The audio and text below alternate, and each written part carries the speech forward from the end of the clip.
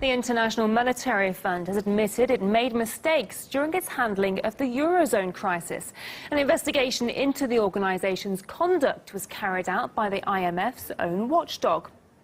According to the report, the IMF failed to foresee risks and supported projects based on forecasts that were far too optimistic for both Greece and Portugal.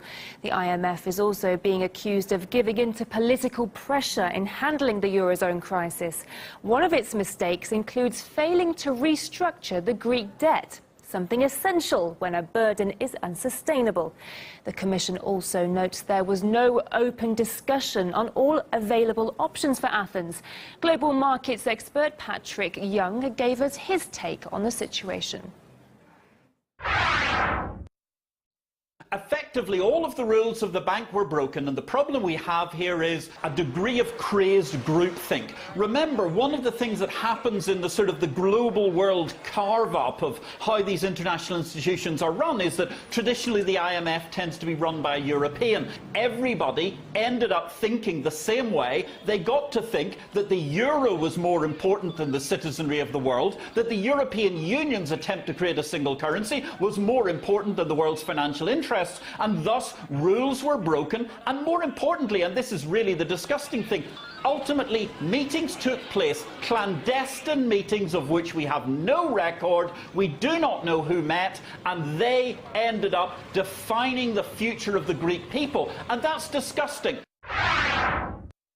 What we've ended up with is, instead of ultimately debt being restructured, people losing money via the banks, etc., who owned that debt, the Greek citizens have been ending up with 30,000 euros per head of population in debt for every man, woman and child in Greece. Penury, a lost decade, a catastrophe, and the IMF has ultimately failed its own rules.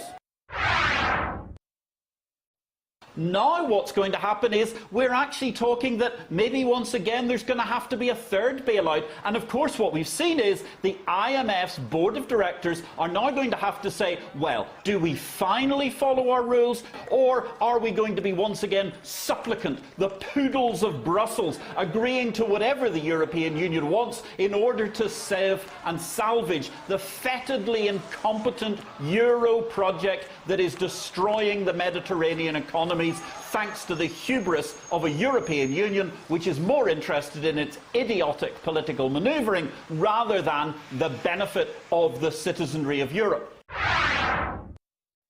Hopefully heads will roll, hopefully we'll see some of the senior managers being thrown out of the IMF, and indeed a restructuring of this enterprise to reflect what it is, the International Monetary Fund. That's a global body, not the European Monetary Fund as it had ultimately become.